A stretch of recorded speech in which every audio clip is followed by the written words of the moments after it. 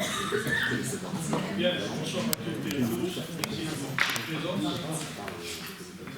On excuse Hubert parce qu'il a une réunion à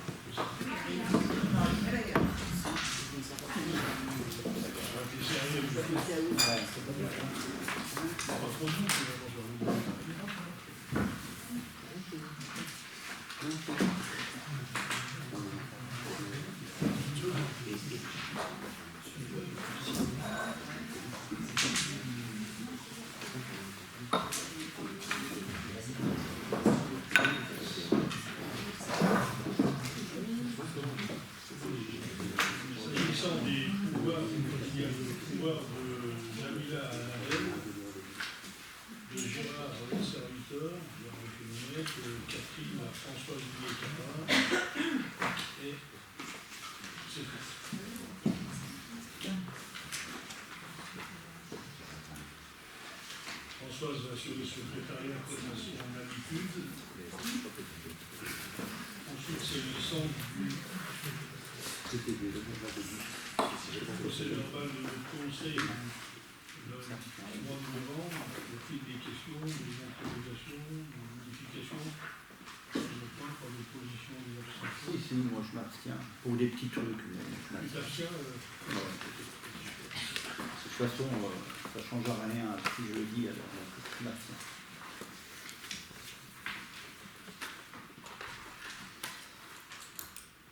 Alors, vous avez on a remis sur table une motion de l'ordre des avocats.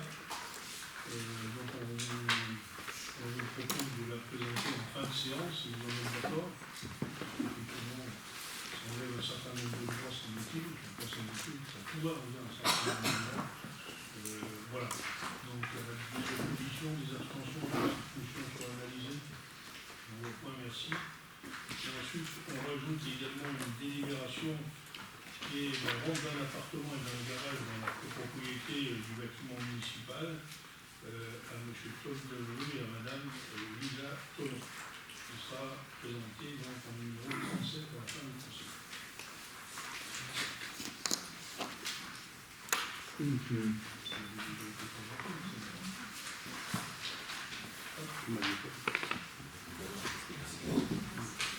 Les remerciements.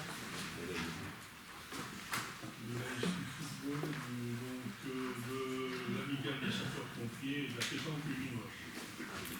Les décisions. Michel.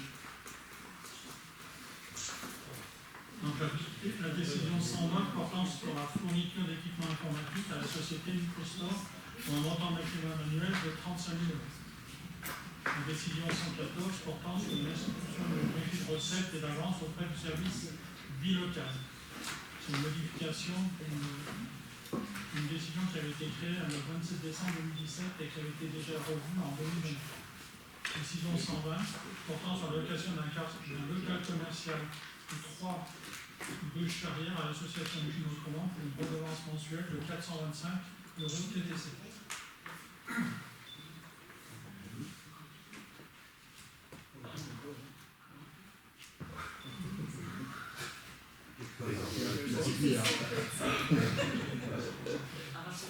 C'est bon.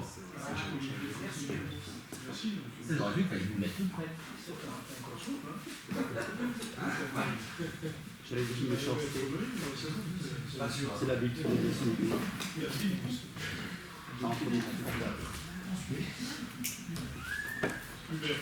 Alors, décision 110 portant sur la viabilité Bernard circuit 1 et 2, Éric Chauvigine, attribué à SAS Roudet Bernard pour un montant forfaitaire pour un montant de 65 000 € hors taxe. Décision 111 portant sur la location d'un local commercial à titre précaire au 10 avenue des Fontaines à Madame Laura Aubert pour un loyer mensuel de 450 € TTC et décision 113 portant sur la location d'un hangar au 25 avenue de Serbie à la société Clean Alp pour une redevance de 500 € hors taxe.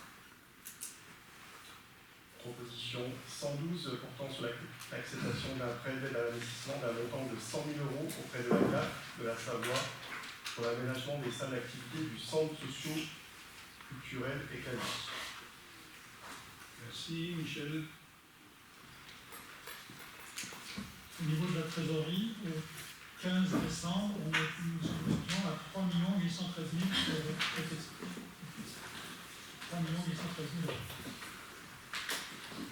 Merci. Délibération numéro 1, c'est Simon Couvreau-Balme. Pour une décision modificative, la 4e sur le budget principal de la commune, qui correspond en particulier à une opération à un peu plus d'1,3 million qui vient s'annuler effectivement en opération d'ordre. Il s'agit d'une annulation de crédit qui était prévue sur une DM antérieure, dont on n'a pas besoin. C'est une opération non budgétaire demandée par la trésorerie. Et pour les deux autres opérations à 450 000 et 975 000 euros, il s'agit de modification en imputation de crédit afin de pouvoir prévoir plus justement les restes à réaliser. Merci. Des questions? Oui, si. Oui. Juste une remarque, parce qu'on avait discuté à la commission des finances. On avait du mal à comprendre certaines lignes comptables compte tenu de modifications de comptabilité, et notamment sur les restes à réaliser. Et donc, on aimerait quand même avoir connaissance du détail des postes 13, des postes de recettes en investissement, le poste 13 notamment, et le poste 21 en immobilisation corporelle. De façon à ce qu'on puisse avoir une lecture un peu plus facile La question n'a pas été posée en commission? La question n'a pas été posée en commission? Ben oui, je te pose la question. Si Non, parce que en commission, quand en commission on a connaissance de documents dans le quart d'heure, il faut réagir à tout. Non, mais On est bon, mais quand même, il y a des limites. Voilà, c'est pas ce que je veux dire, simplement, tu as des questions comme ça, enfin, j'espère Simon à les chiffres. Non, mais je ne demande pas à avoir les chiffres aujourd'hui. Les services sont à disposition si vous avez des questions entre la commission et le conseil. Bon. Vas-y, je ne sais pas si Simon a tous les chiffres comme ça. En particulier sur le 13, c'est important d'en parler. Oui, d'ailleurs, on se posait la question et personne n'avait les réponses en commission des finances. Toi, elle n'était pas aussi claire. Les subventions d'investissement, c'est celles qui sont donc obtenues par la commune sur les différents projets menés. Des subventions qui viennent de l'État, de l'Europe, de la région, du département. Et effectivement, on a connu une très belle année. Ces subventions pour lesquelles on a des arrêtés, on a obtenu des arrêtés cette année, il faut pouvoir les passer en reste à réaliser. Donc des recettes restent à réaliser, comme on a des dépenses restent à réaliser. Et pour pouvoir inscrire ces restes à réaliser, il faut qu'il y ait les crédits prévus sur l'année en cours. Donc là, ce qu'on fait, c'est qu'on vient prendre 975 000 en emprunt et dette assimilée pour les basculer en subvention d'investissement pour pouvoir faire ces restes à réaliser.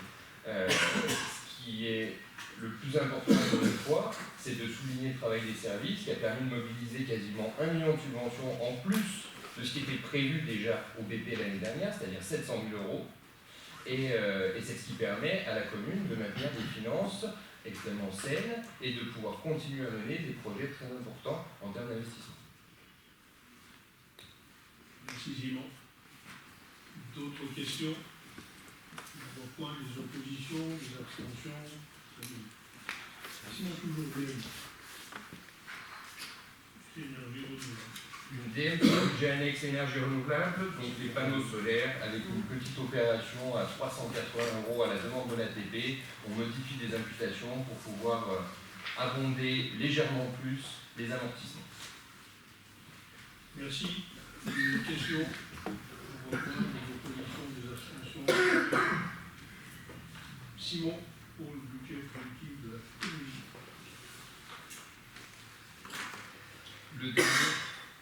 Le dernier BP de ce mandat, un BP c'est une feuille de route pour l'année à venir et on a essayé dans le cadre du travail qui a pu être fait d'établir une feuille de route pour les services en particulier avec en BP des sommes qui sont inscrites en dépenses, en recettes, avec d'un côté finalement des montants qui doivent être entendus comme des maximums à ne pas dépasser pour les services et en recettes des minima à atteindre pour effectivement réussir à dégager suffisamment de résultats pour financer un certain nombre de projets. Cette proposition que l'on va vous présenter, que je vais vous présenter de BP pour l'année prochaine, pour 2026, elle ressemble assez à celle de l'année dernière, si ce n'est qu'on a pris en compte, on a acté certaines évolutions qui étaient un petit peu obligatoires. On reviendra dessus juste après. Et cette proposition de BP laissera des possibilités budgétaires à compter du printemps et notamment en investissement. Tout d'abord, en fonctionnement. On retrouve des charges à caractère général qui évoluent de quasi 120 000 euros, un peu plus de 120 000 euros, ce qui correspond à ces fameuses évolutions obligatoires, et en particulier sur la ligne des assurances. Dans les charges à caractère général, on retrouve un certain nombre de postes qui tiennent au quotidien des services, aux fluides, etc. Et en assurance, comme on l'a évoqué au dernier conseil, il y a de fortes évolutions que la commune subit, avec une augmentation de ses cotisations de plus de 60 000 euros. On est sur une année également 2026 qui verra se dérouler le Festival des Arts Numériques, ce qui occasionne une différence par rapport à 2025. Et puis on a également, autre point important qu'on réévoquera sur notre délibération, mais des services qui font beaucoup de choses en interne et donc des travaux en régie qui sont réabondés. Sur les charges de personnel, 5,4 millions en hausse par rapport à 2025, du fait également de l'augmentation de cotisations, je pense en particulier à la CNRACL.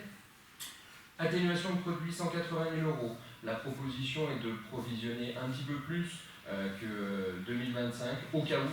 C'est une ligne qui est, sur laquelle la commune ne peut pas faire grand-chose, puisque sur cette ligne on retrouve le FPIC en particulier, c'est la fonction de l'État sur les collectivités pour effectivement venir aider des communes un peu moins bien gérées. Et puis sur cette ligne, on retrouve également le DILICO, qui est une nouvelle forme d'emprunt mise en place par l'État auprès des collectivités pour financer son déficit, qui est censé être rendu à la collectivité, mais ça, on verra plus tard. Sur cette anticipation de 30 000, ça nous permettra effectivement de faire face si jamais le FPIC devait augmenter ou si le DILICO devait finalement également doubler. Autre charge de gestion courante, 944 000 euros. On est au même niveau qu'en 2025. Cela dit le maintien du soutien de la commune aux associations, à ces associations, puisqu'effectivement sur cette ligne, on retrouve en particulier les subventions aux associations. Charges financières, ce sont les intérêts des différents emprunts de la commune, 64 000 euros. Quelques charges spécifiques pour 2 000 euros. En recettes, on a essayé d'ajuster un petit peu au réel les chiffres, d'où certaines augmentations, notamment sur les produits des services et finalement les ventes de produits d'une manière générale. Donc ça correspond à des prestations en périsco, mais aussi les ventes de repas à la cantine pour les familles, puisque la commune achète au budget annexe et revend aux familles avec au passage 40 000 euros, plus de 40 000 euros pris en charge par la commune. Atténuation de charges, 25 000 euros, ce sont des remboursements sur charges de personnel. Impôts et taxes, c'est majoritairement l'attribution de compensation versée par l'ISER. Fiscalité locale, les très légères évolutions, une ligne qui reprend en particulier les recettes issues de la taxe foncière, avec une évolution des bases, mais pas des taux. Dotation et participation sont des compensations versées par l'État sur d'anciennes taxes type TP. Autres produits de gestion courante, ce sont les loyers perçus par la commune dans le cadre de ses différentes acquisitions et dans le cadre de sa stratégie à ce niveau-là, pour proposer des locaux effectivement qui génèrent des recettes. Quelques produits financiers et produits spécifiques auxquels on vient ajouter ensuite nos opérations d'ordre. Ce sont les amortissements, 900 000, 90 000. Et finalement, un équilibre qui va se faire à 12 562 645 euros en fonctionnement et qui permet de prévoir un virement à la section d'investissement à hauteur de 1 673 780 euros. On est quasi au même niveau que l'année dernière et ça, c'est important pour, une fois encore, pouvoir continuer à envisager de mener des grands projets. Sur l'investissement, on retrouve en dépenses le remboursement du capital des emprunts de la commune, 515 000 euros, des immobilisations incorporelles, ce sont des études, des frais de maîtrise d'œuvre pour 200 000 euros, des subventions d'équipement, donc c'est 30 000 euros qui sont dédiés à l'aide au commerce, dont on parle régulièrement à travers des délibérations autour de cette table. Immobilisation corporelle, 1 215 000 pour de l'informatique, les voiries, du matériel divers. Et immobilisation en cours, les grands projets d'investissement, 2 598 000 euros qui correspondent uniquement à la réalisation de la cuisine centrale. En recettes, des dotations et fonds divers, 1,5 million, on retrouve le FCTVA et puis une anticipation sur le résultat de 2025. Des subventions d'investissement, de nouvelles subventions qui vont devoir être récupérées auprès des différents financeurs sur les projets qui seront menés. Et puis, autre immobilisation financière, 75 000 euros, c'est le remboursement de l'avance faite au budget annexe réseau de chaleur qui revient donc à cette hauteur-là à compter de l'année prochaine. On retrouve nos opérations d'ordre et ce fameux virement de la section de fonctionnement. Et donc, on parviendrait à un équilibre en investissement à 4 648 780 euros. Cela nous permet de faire ressortir des ratios qui sont assez similaires à ceux de l'année dernière, avec les évolutions que l'on a pu évoquer précédemment quand même sur les dépenses réelles de fonctionnement, mais aussi sur les recettes réelles de fonctionnement, même si on aurait aimé que les écarts soient plus importants, effectivement, en particulier sur ces recettes. Des contributions directes qui correspondent à l'impôt qui évoluent très peu du fait uniquement d'évolution des bases, une fois encore. Des dépenses d'équipement en nette baisse, puisqu'effectivement, peu de projets d'investissement sont prévus pour l'année prochaine, pour l'instant. Dotation globale de fonctionnement, très légère hausse, c'est la modeste participation de l'État aux actions que peut mener la commune à travers la dotation globale de fonctionnement. Et puis dette en capital, 441 euros, en baisse toujours pour la commune.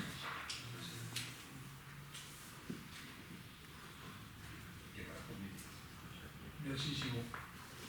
Des questions? Pas de questions, des oppositions, des abstentions, 3 abstentions, merci. Non, opposition. Opposition. Ah non, d'accord. 3 oppositions. Très bien. Chauffage urbain. Michel. Donc dans le fonctionnement, on voit les charges à caractère général qui sont à peu près identiques à l'année précédente. Dans les charges financières, c'est le remboursement des emprunts en intérêt. Sur les recettes, la vente de produits fabriqués, c'est la vente de la chaleur fatale qu'on récupère du vitesse et qu'on vend à quelqu'un. Les autres produits de gestion courante, les 316 050, le R24, c'est en fait le remboursement des investissements qu'on a fait par rapport au kilowatt, c'est-à-dire des sous-stations. Il y a également l'utilisation du domaine public et les frais de gestion. Donc on arrive à un total de 385 050 en total opérationnel. On a des dépenses à 200 550. Ensuite, il y a les sortes de transferts. On arrive donc à un total des dépenses de fonctionnement à 470 550, bien entendu, équilibré avec les recettes. Merci. Des questions? Pas tellement sur le budget, mais on a 2 ou 3 personnes qui nous ont interpellés il y a précédemment, là, qui voulaient bien, je me permets parce qu'il y a cette délibération d'en parler, comment sont affectés les nouveaux branchements, parce que il y a la demande a été faite comme ça, hein, selon c'est la demande, selon la disponibilité du réseau ou selon l'implantation géographique. Quels sont les critères pour Les deux. les 3 alors? Non, mais si le réseau n'est pas proche de la demande, on n'ira pas, parce que le coût de raccordement est très cher. S'il n'y a pas la puissance réelle, aujourd'hui on est pratiquement au total de la puissance. Donc, on va en récupérer avec toutes les réhabilitations thermiques qu'on est en train de faire. Mais aujourd'hui, on n'a pas de demande officielle pour raccordement. Alors d'aujourd'hui, on n'en a pas. Des demandes complémentaires. Et si on avait, on pourrait Ça dépend. venir à combien de logements à peu près? Ça dépend où? Ça dépend où, ça dépend. Il faut au minimum entre 10 et 15 logements pour se raccorder. Une maison, on ne raccordera jamais une maison. C'est Oui. plus cher par rapport au raccordement. Mais ça dépendra aussi du bâtiment lui-même, s'il est isolé, s'il est pas Oui, c'est bien, isolé. et j'ai bien compris. et la puissance dont il a besoin. Ça, j'ai bien compris.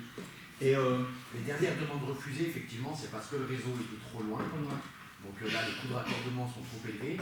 Et en plus, le bâtiment en lui-même, il aurait demandé une capacité de chauffe beaucoup trop élevée par rapport à la capacité restante sur la chaussée du génie. mais pour des demandes qui seraient près de la chaufferie, ça ne devrait pas créer des... Ça sera une analyse pour vérifier si la puissance est suffisante ou pas. Mais en théorie, si la puissance est suffisante, s'ils ne sont pas loin du réseau, tout est possible. Mais il y a une analyse technique qui est faite à chaque fois. Oui, oui, mais Donc, même s'ils peuvent être très proches du réseau et on ne pourrait pas les raccorder parce qu'on n'a plus assez de puissance. Je rappelle également qu'il y a le coût de raccordement. Aujourd'hui, on avait des subventions C2A. oui.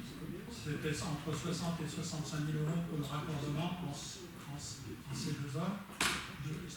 À partir de fin 2025, on n'en aura plus.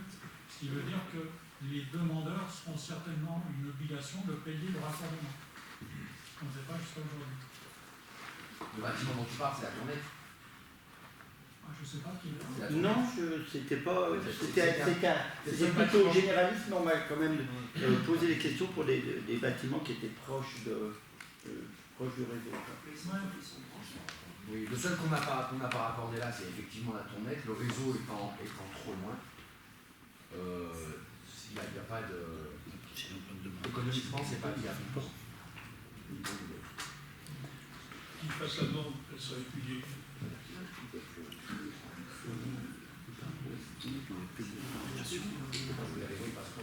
D'autres questions? On en a tellement. Est-ce qu'on parle des problèmes de consultation là, tu en parles? Oui, vas-y, parle. Oui, à ce propos aussi, on a appris que sur Albertville, il y avait des réunions annuelles avec le secteur associatif qui étaient présentées par Dalkia, le gestionnaire, sur les bilans annuels. Et donc les bilans sont fournis en amont aux associations, et donc il y a discussion sur les bilans annuels de ces aspects chaufferie. Donc il serait peut-être bien que... Je ne suis pas au courant, je vois pas. Nous, on n'a pas d'association qui sont créées à qui on devrait faire des réunions pour faire le suivi du réseau de chaleur. Je ne vois pas avec qui on devrait faire ça. Parce que je vous rappelle qu'il y en a une qui avait été constituée au début et que ces personnes ne se sont jamais déplacées, qu'il n'y a